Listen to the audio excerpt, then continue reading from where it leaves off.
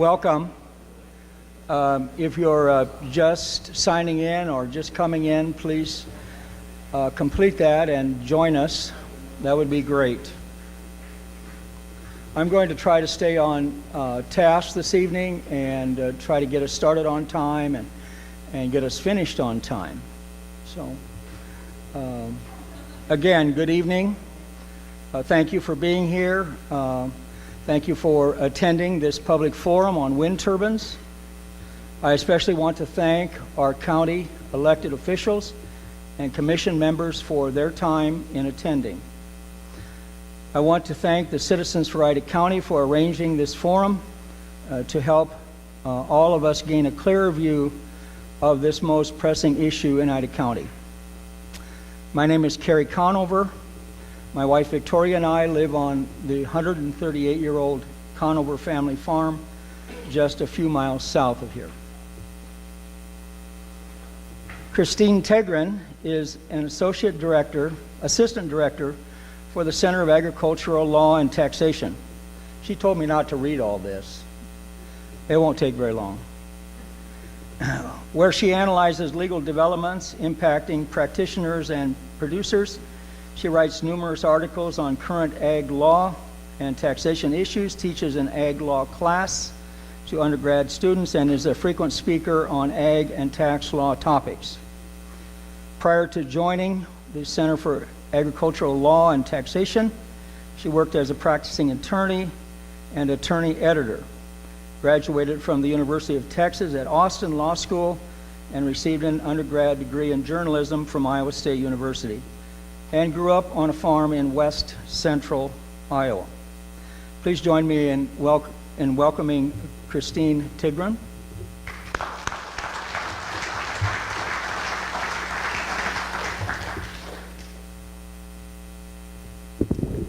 Thanks, Carrie, and I'm glad to be here tonight. I was asked to come just to present some objective information about some issues that might involve any landowners who are sort of thinking about possibly entering into a contract with a wind developer. And so that's my goal here tonight. It's not to sway anybody one way or another. My role here is just to present some common issues that arise, some things to look for, because anybody that's evaluating one of these contracts really needs to look at what they're signing before they sign it. And so I hope that when you walk away from this presentation that I'm giving, sort of my advice is make sure you know what you would be signing before you sign anything. So that's sort of my starting point.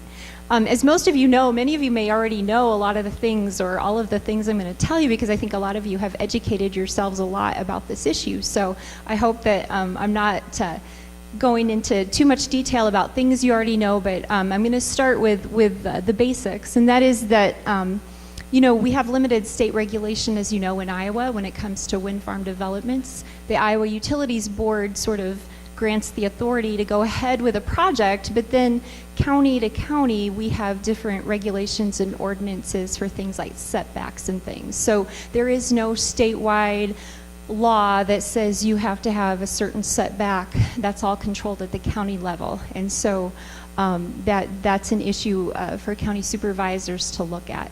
Also, the big thing when you're dealing with wind energy development is that it's all contract driven, right? A couple of years ago we started really dealing with the Dakota Access Pipeline. The thing with that project was that if you didn't sign on, you were probably going to face condemnation and have your land taken, and they were going to build the pipeline through your property anyway. With these types of projects, as you know, it's going to be voluntary. Voluntary in so much as you're the one that signs the contract, but involuntary insofar as perhaps your neighbor signs a contract and then you still are sort of left with some of the impact. And we'll talk about that as we go on. But the contracts, as many of you have seen, some of these, they go on for pages. Of course, as with any business contract, they're developed by the wind developer. And so if you're the one writing the contract, you're going to write it with terms that naturally are in your favor. So it doesn't mean necessarily that you have to sign it as is, but sometimes it is difficult to negotiate terms, but I would advise don't give up trying, right? Hire legal counsel and try to negotiate terms that are favorable, because sometimes that can be successful. And maybe you can modify a contract to include terms that you believe are favorable to you, and then you would feel comfortable actually negotiating the contract. So again, you should always make sure that you understand all the language in any of these contracts, because as you know, these contracts have impact that go on for years and years and years, right? So we're going to sort of look at what it is that the typical agreements have. I'm not talking about any specific agreements. My research and my work deals with generalities, so I've evaluated a lot of different types of contracts. I think most of the concepts that I'm going to talk about, though, would apply to the particular development that's going on here in Ida County as well. So the contracts typically begin with sort of an evaluation period, right? Sometimes 5 years, sometimes 7 years. And during that period of time, the wind development company really has the opportunity to kind of go onto your property. They can do testing. They can do a lot of different things. They'll pay you sort of a compensation for that, but during that time, they can change their mind at any time. If they decide they're not going to go ahead and go full-blown development, the contract's terminated. You're not going to get the big promised payout in the end that you'd hope for, and that's pretty typical of these contracts, is they kind of start with that evaluation period where they're exploring the feasibility of going ahead.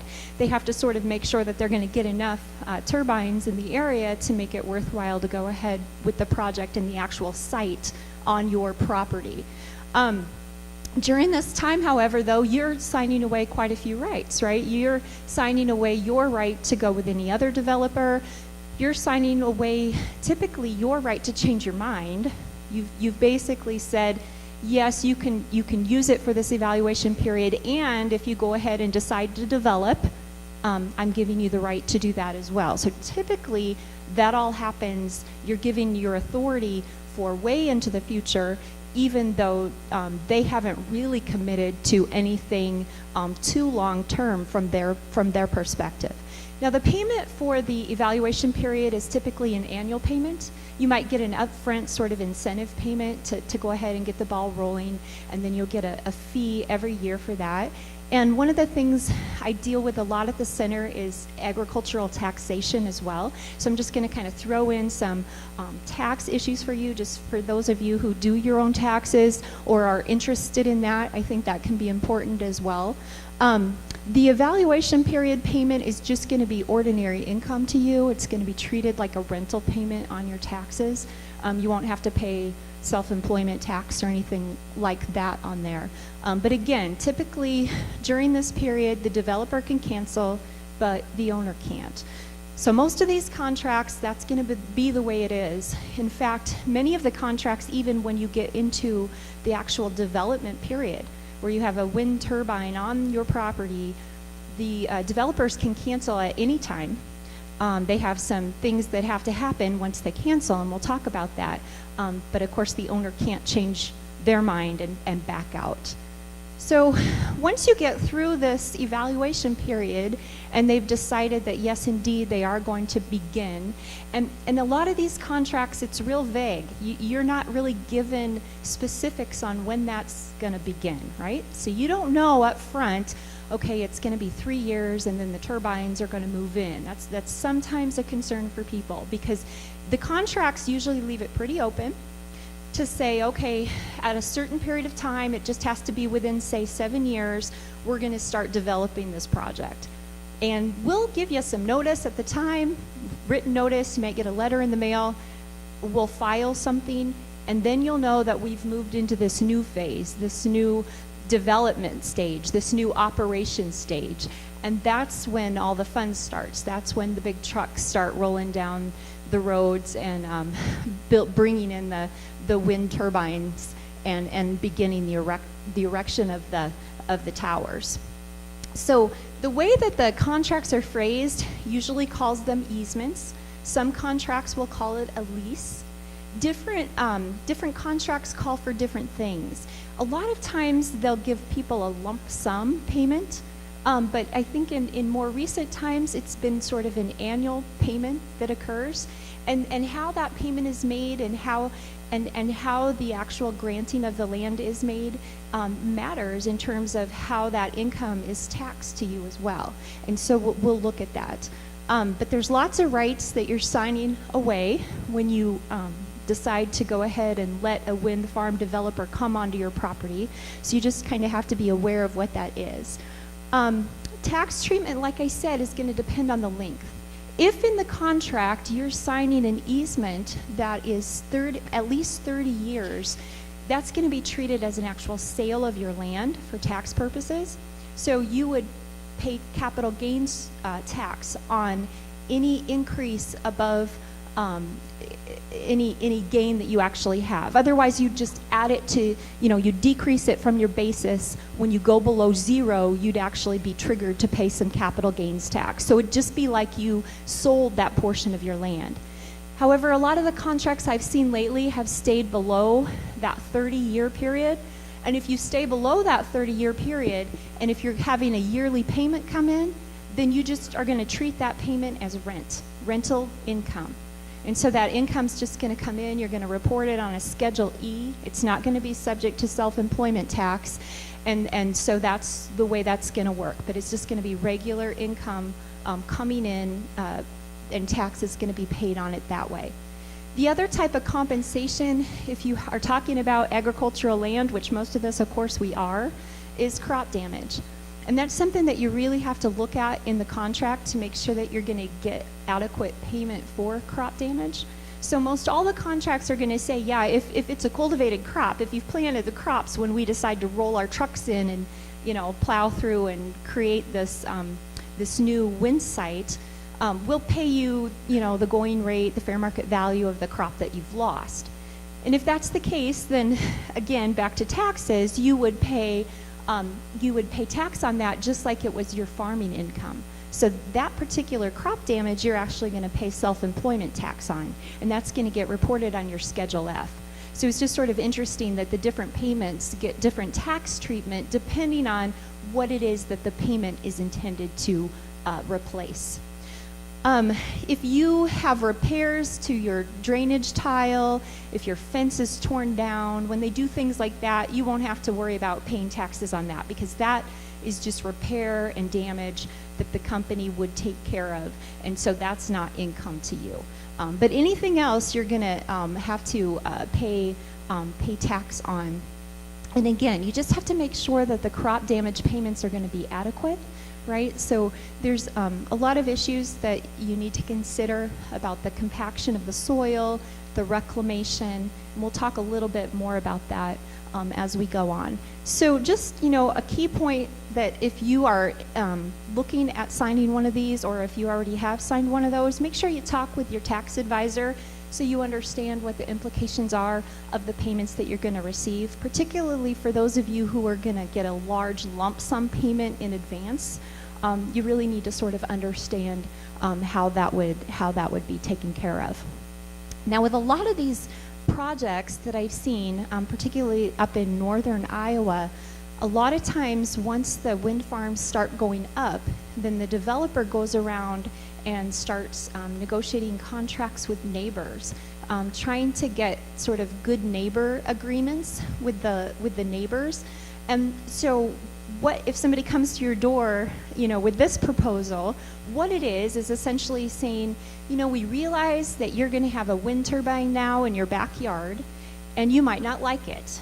And so we'll give you this amount of a yearly payment in exchange for you signing away any rights that you might have down the road to sue us for nuisance, negligence, those types of things. So just be aware that if you're somebody who isn't signing a contract but your neighbor does, that you are maybe not done negotiating with these people, because they might be back attempting to have you sign a neighbor agreement. And that's something that some people are interested in. It is a little income stream, so it's just something to be aware of. So that's sort of the financial, issues that I see mostly surrounding these contracts. In the time, we don't have a lot of time today, but I want to go through some of the big considerations I think that you should look at when you're looking and evaluating one of these contracts. And my advice isn't meant as legal advice to you. I hope that, again, that my advice, what you take from it is, okay, well, before I would sign one of these, I would want to get my own attorney and walk through and make sure that I understand. Because from company to company and from project to project, there are a lot of similarities, but there are also a lot of differences that in the end can make a big difference in terms of the impact of these contracts. So one thing I would suggest is to make sure that your contract would give you some rights to where the turbine would go, right? Some of these are kind of vague. The siting of the turbine is a really big deal in terms of your quality of life, in terms of your farming operation, in terms of its location as related to your house, perhaps.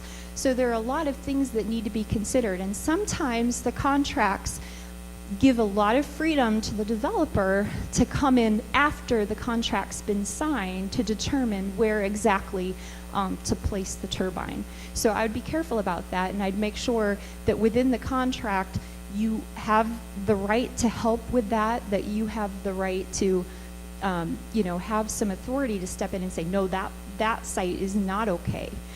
Also, that it's very clear, this sounds very straightforward, but it's not always the case.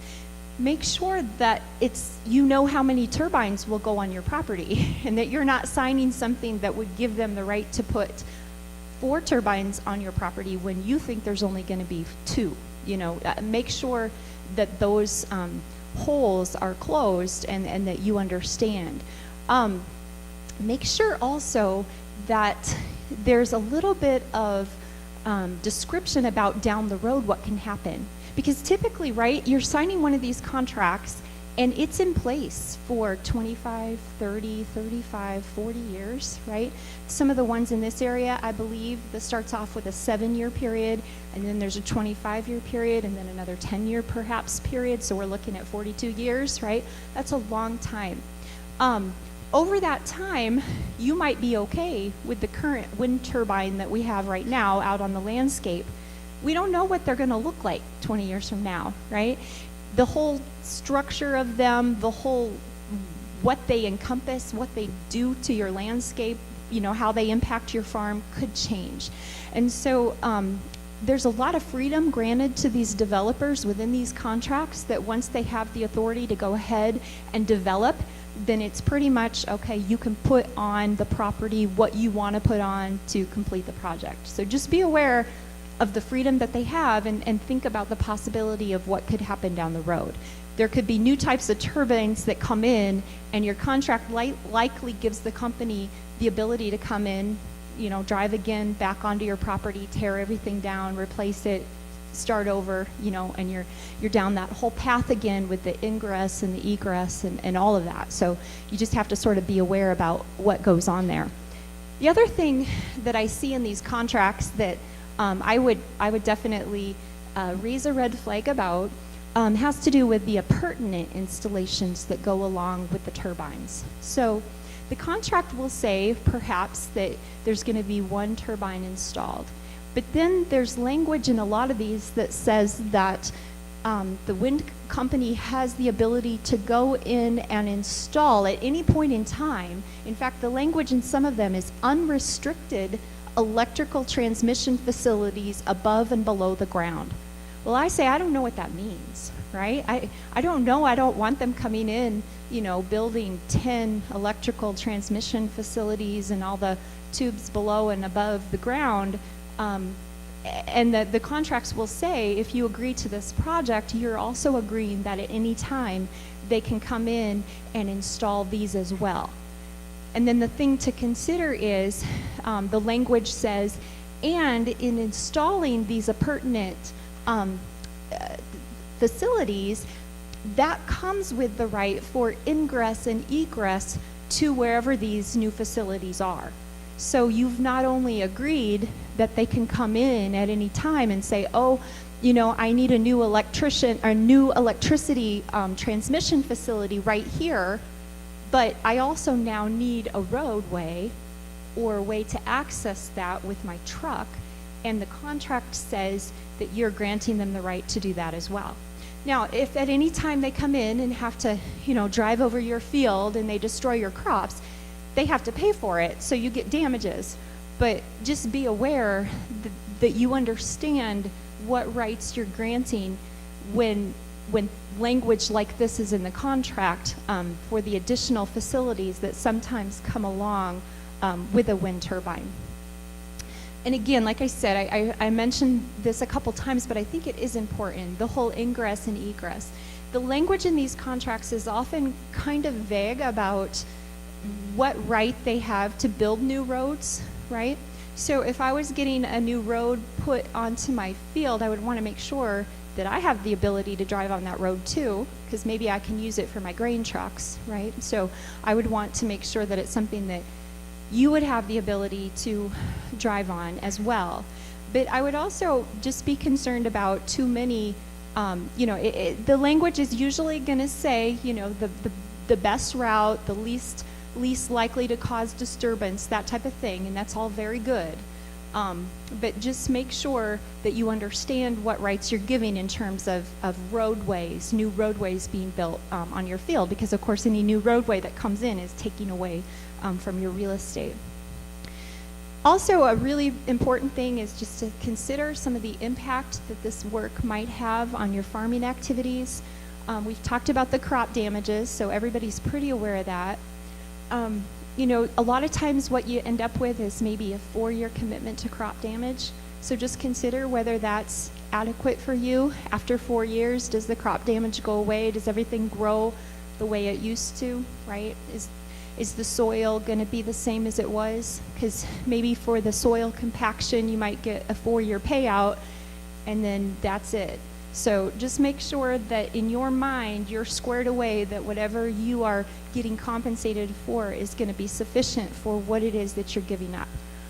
There's also the requirement in most of these that they replace to the best of their ability any topsoil that gets disrupted.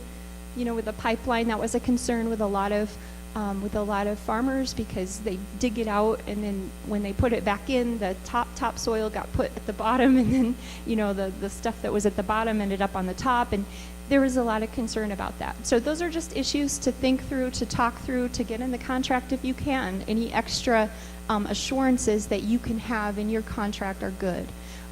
They are usually obligated just for reclamation to repair any damage they make. Drainage tile is a huge issue, right? They're required to repair any tile that they break, but it is going to impact your drainage tile. So that needs to be in the contract within a reasonable period of time to make sure that you get that tile repaired and replaced when it does break. And then just make sure you understand what you're signing away in terms of your rights on the property before, during, and after the development is done, right? So a lot of these contracts may prevent you from doing things like planting some trees, because the trees might obstruct the wind flow, might prevent you from planting buildings. You just need to be aware of the restrictions that you have. When is the operation going to occur? Am I going to have just planted my fields and then they're going to surprise me and just come in and plant? Well, yeah, you'll get paid for it, and some of you might be perfectly fine with that, and other people that just might be enough to say, I don't want to sign up for something like that. So you just have to be aware of how these things work. Will you be excluded from your property during a set amount of time? How long would you expect that to be, that you can't get onto your property while they're doing the building, while they're doing the construction? Like I mentioned, it's important if there are new roadways and things, make sure that, yes, they have access to it to go in and out, but make sure that you can drive on those roads too. You have to think about things like fencing. If you have a fence, if you have a gate, how will that all be handled? Conservation matters, grassy waterways, all these things you need to think about in terms of how this contract would impact those things. There are also some interesting things that have arisen that some people maybe have not thought about. Wind turbines have been known to interfere with some GPS systems, so just be aware of that in advance. Also, we've had some issues. You can't do aerial spraying, of course, when the turbine is running, but a lot of farmers have gotten around that by having an agreement with the company where they will shut off the turbine for a period of time, and then they can do the aerial spraying during that time. It's a possible workaround, but just be aware that that can be an issue. A lot of the contracts say that if you damage the turbine, if whoever causes damage is responsible for paying. So just be aware too that perhaps under the way the contract is written, if you are out farming your field and you would say crash your planter into the turbine, you might actually be on the hook for the damage of that, just depending on how the contract is written. So be aware of that. Just livestock impact. Just be aware of some of those things when you're thinking about your farming operation. Of course, most of you, I'm sure, realize this, but don't sign any contract if you have a farm tenant, because your farm tenant is an exclusive possession of your property and you'd be breaching your agreement with the tenant. So if you do have a farm tenant and you're considering this, you really need to work hand in hand with the farm tenant before you would sign any sort of agreement that would impact the crop ground that you've already leased out. If it's a year-to-year contract and you terminate yearly, that's fine. You can terminate. You can negotiate the contract with the wind energy developer. You can continue to lease out the farm. That's not a problem. But the tenant needs to know that this lease now is in place because it impacts the tenant's business as well. CRP programs. If your ground is in CRP, the contracts will usually provide that the company will buy you out, essentially. They'll pay you for any penalty if you get out of the contract. They'll take care of that, but just make sure if that's the case, that happens and that you're comfortable with that.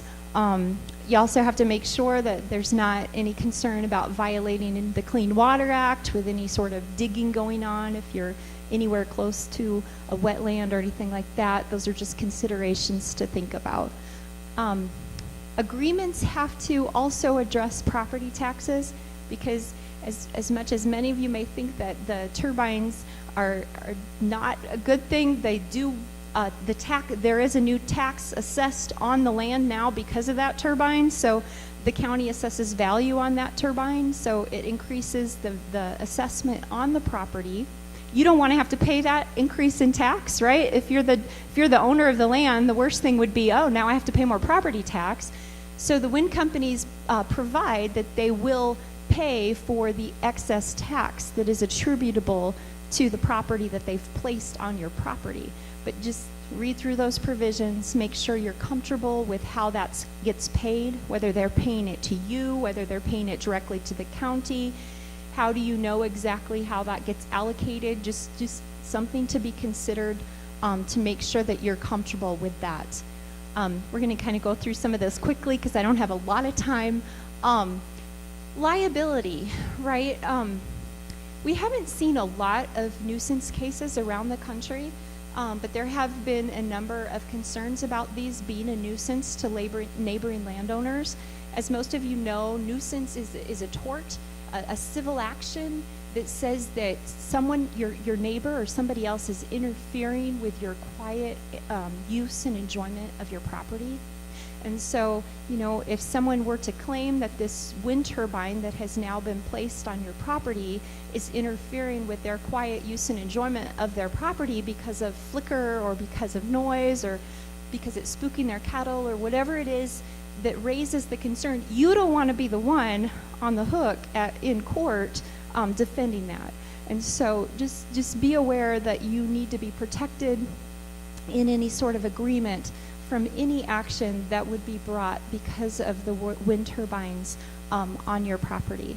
Same with negligence. If a blade flew off and struck and killed somebody, you need to make sure that your agreement would protect you from any sort of legal action that would be brought because of that incident.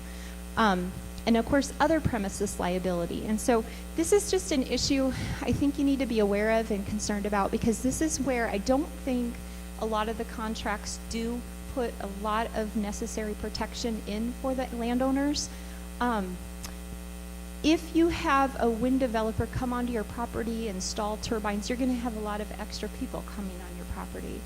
Most of these contracts don't say we'll hold you harmless for anything that happens on your property at all related to the wind turbine development. Most of the contracts say, we'll take care of what's our fault, you'll take care of what's your fault. I mean, if you just want to cut to the chase of what it's really saying.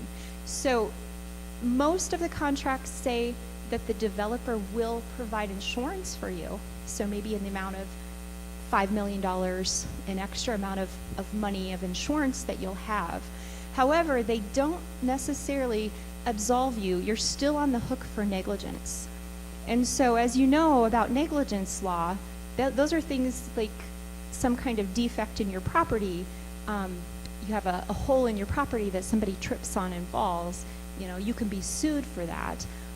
Just things like that. You have all these extra workers on your property now who are more likely perhaps to trip on a hole in your property. You don't want to be the one on the hook for those damages. So just talk through your legal counsel about what would happen, what is my liability, because you want to make sure that the language in the contract is protecting you.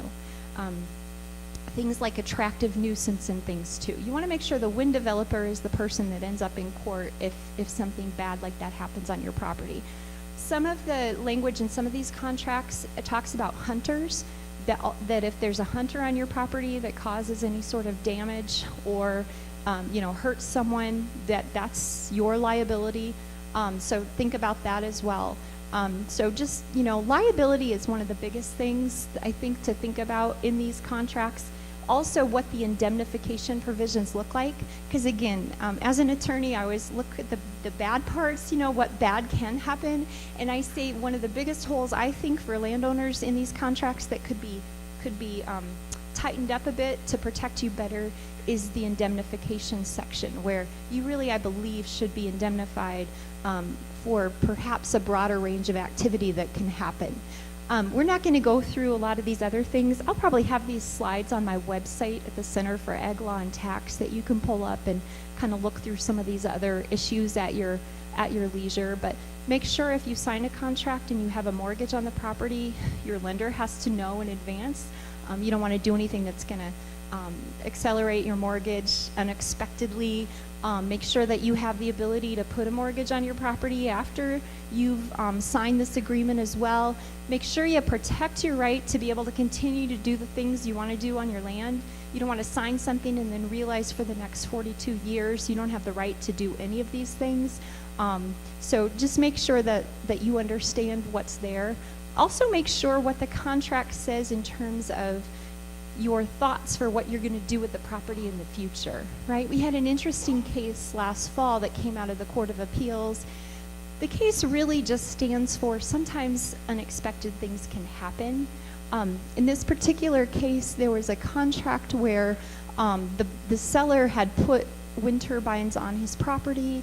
He decided he wanted to sell a portion of his property and had negotiated with the buyers that he was going to assign all of the rights of his wind turbine contracts to the buyers, even though they weren't buying all of his property, they were just buying a portion of it.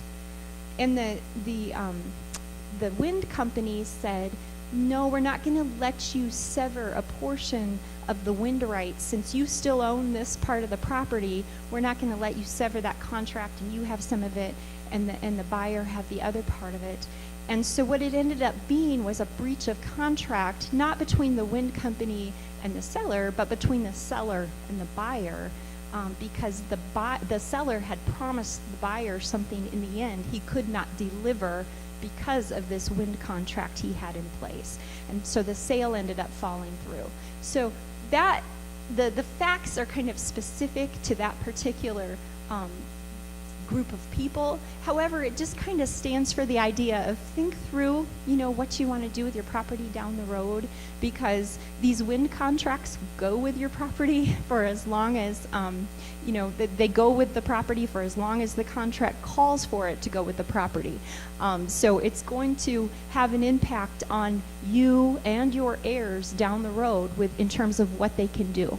Make sure that you also are not signing away rights that you want to have to be able to enforce your rights under the contract down the road, right? Some of these agreements will say you can only do arbitration or you can only do mediation.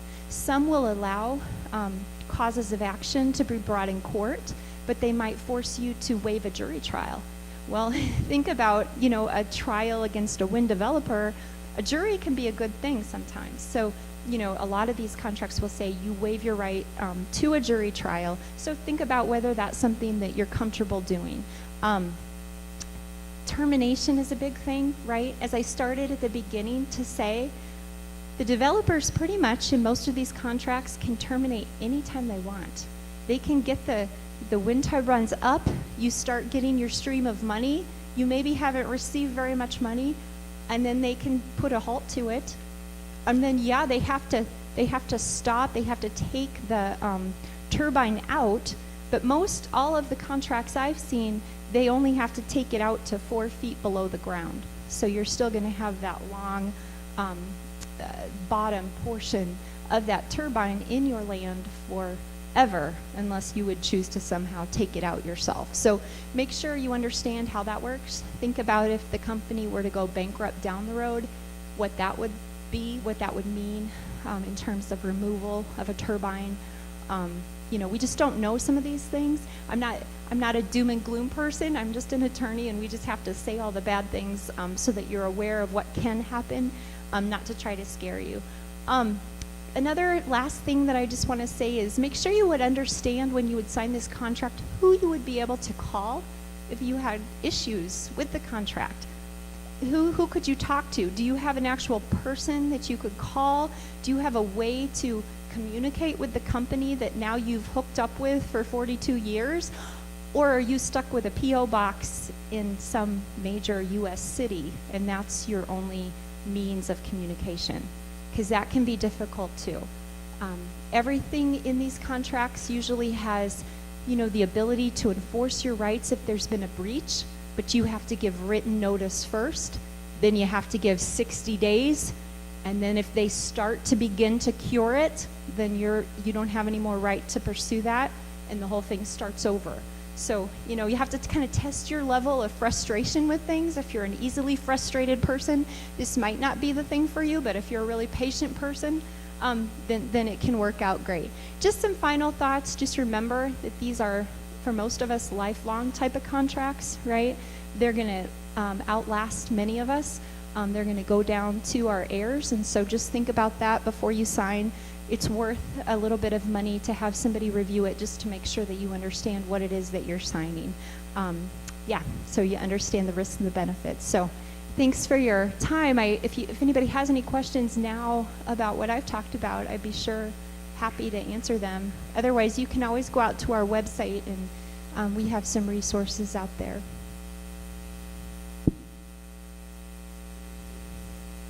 Sure. I think it's up there. It's real small print, though. It's www.calt.iastate.edu. And if you can't see that or you can't find that, just Google Center for Agricultural Law or CALT in Iowa State, and it will come up. Easy to find. Anything else? Yes.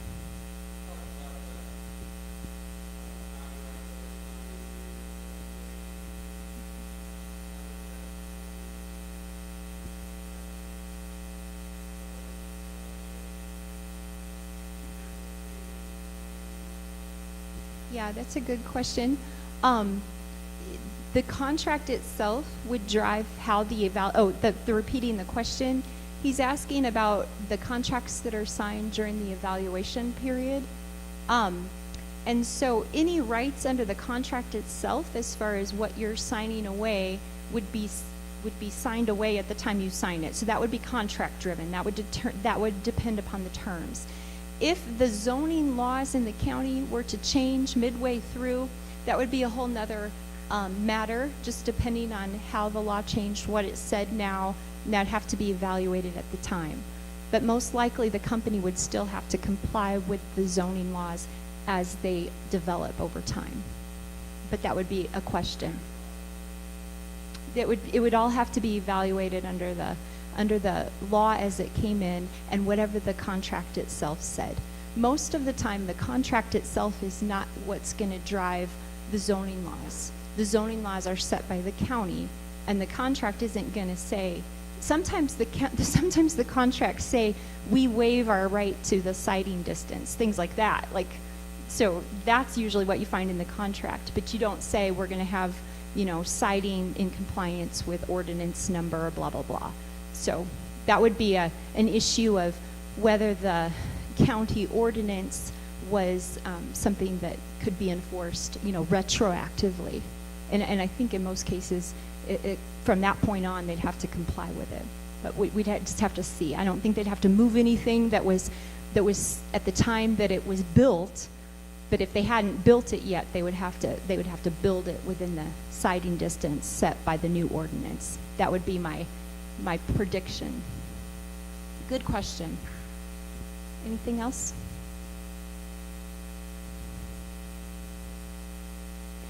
Yes, right there and then there. Mm-hmm.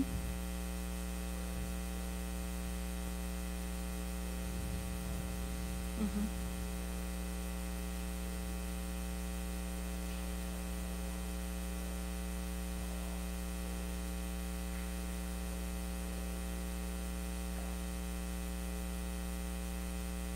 So I would say that, in my opinion, it wouldn't make a difference, because a lot of times the term that's used is sort of, he's asking about the distinction between an easement and a lease, and the way I've seen these projects unfold, it's almost just the word that's used, and what really matters, it's what's happening on the property. So I don't think that, because essentially it's all going to be the same, right?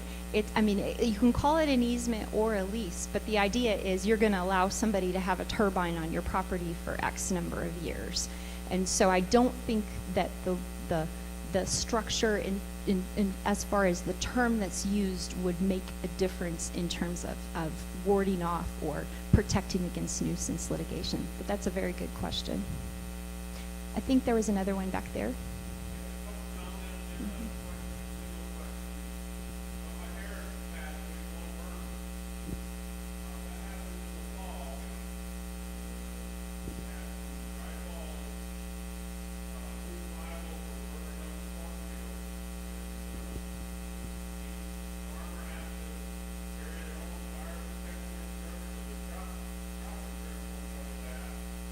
Right.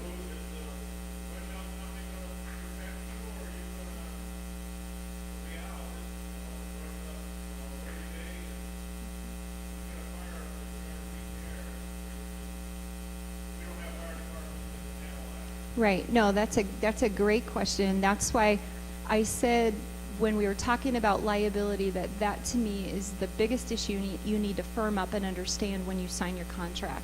That if something like that happens, that the turbine catches fire, that is on the wind development company and not on you as the farmer to pay the damage. And so that's what should happen, but you need to make sure that the contract is such that that's what would happen under the terms. Because, think about a scenario where you drive the combine accidentally into the side of the turbine or something. Well, that's probably negligence, right? And so then are you not going to get any damage at all, and then are you going to be on the hook for compensating the wind company for the damage to the turbine? There's just a lot that can happen and a lot of things to think about. So that's a great question.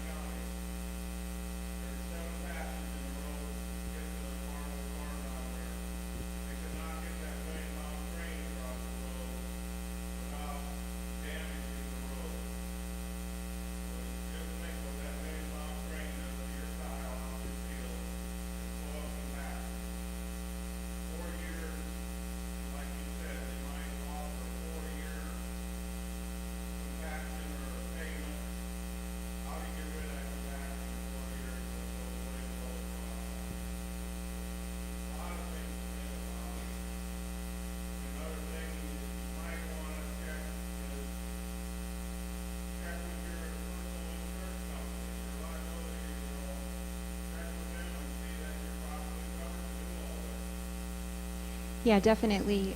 Your insurance company is one of the people that need consulted.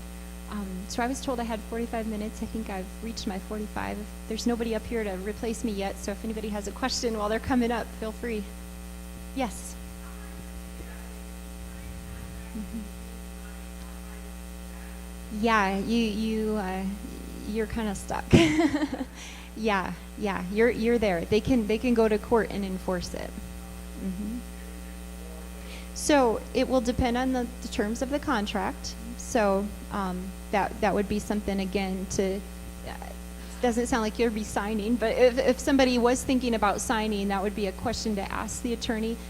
When would I have the right to get out? Most of the contracts I've seen, you would have the right to get out only if they stopped doing the activity that they had promised to do.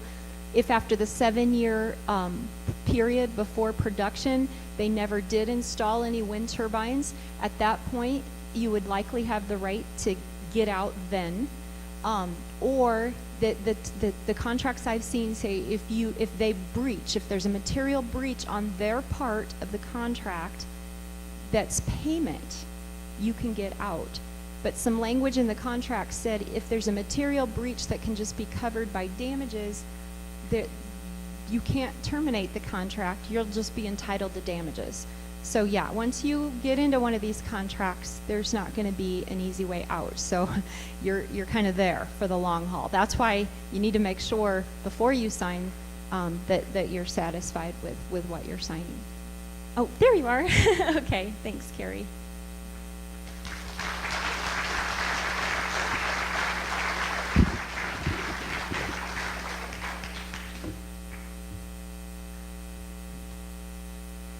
Thank you, Kristine.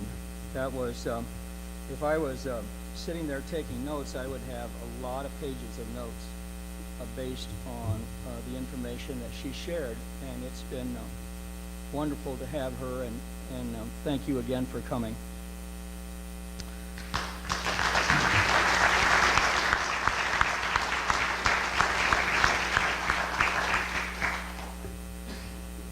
I met Mr. Don